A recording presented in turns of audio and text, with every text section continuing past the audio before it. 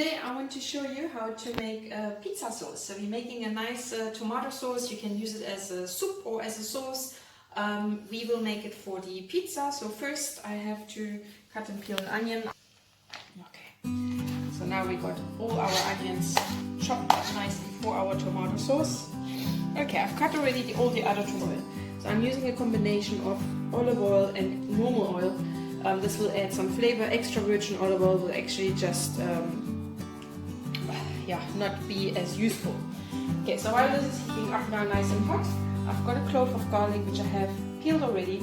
Best you release the flavor by crushing it and chopping it. So crushing, big knife, and this is how you can crush your garlic, and we're chopping it 2-3 pieces, and we're adding this one to our onion.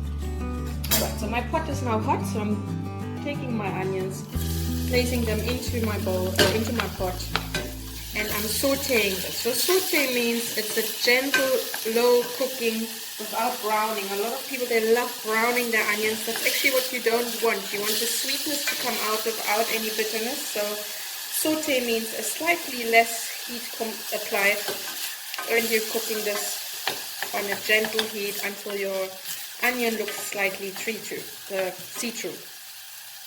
I've got some rosemary here.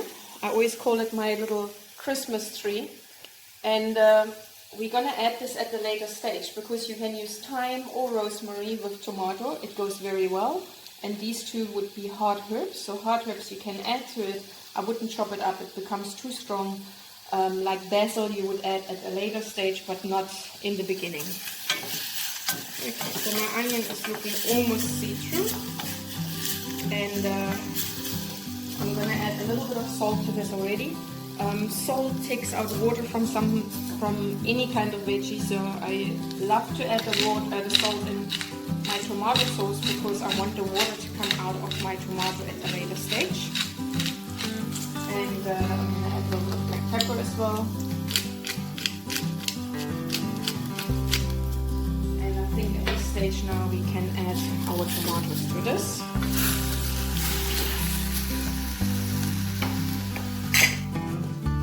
All our tomatoes, and I can increase the temperature.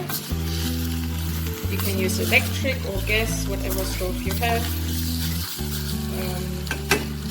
Okay, so tomato is quite an acidic vegetable, so I would like to add even a little bit more acidity. So a little bit of balsamic vinegar. You could use any other vinegar as well, just a little drizzle.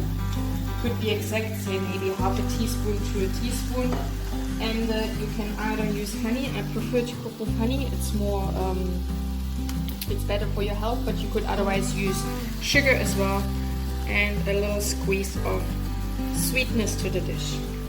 And now, as mentioned, we're gonna add that little piece of rosemary, and now we're gonna stir this 2, 3, 4 more times, and I'm just gonna leave this now cooking on a very low temperature for about an hour. Alright, my tomato sauce has now cooked for 1 hour, and you can see it totally fall apart. The reason why I'm sticking around here, I'm looking for my piece of rosemary, which I had added in the beginning.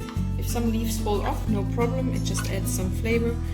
If I would have tasted it in between and I thought it would have been too strong, I could have taken it out, but I know a piece like this should be absolutely fine with it. Alright, so you can see everything is nice and soft now, and now we're going to blend it. If you like to have this as a relish, you can do that as well, and not blending it. I'm just gonna use a quick hand blender. Any kitchen machine blender will do. Some people, they like it coarse. I love mine absolutely fine, so we're gonna put this through the sieve as well. It's nice and thin, or nice and smooth. So I can switch this off now, and I will take another pot with a sieve where I will pass the sauce through to get rid of any kind of small particles. Some people, they like to keep it like this. I prefer to have it completely strained. You can use the back of the spoon, and you have a lovely tomato sauce.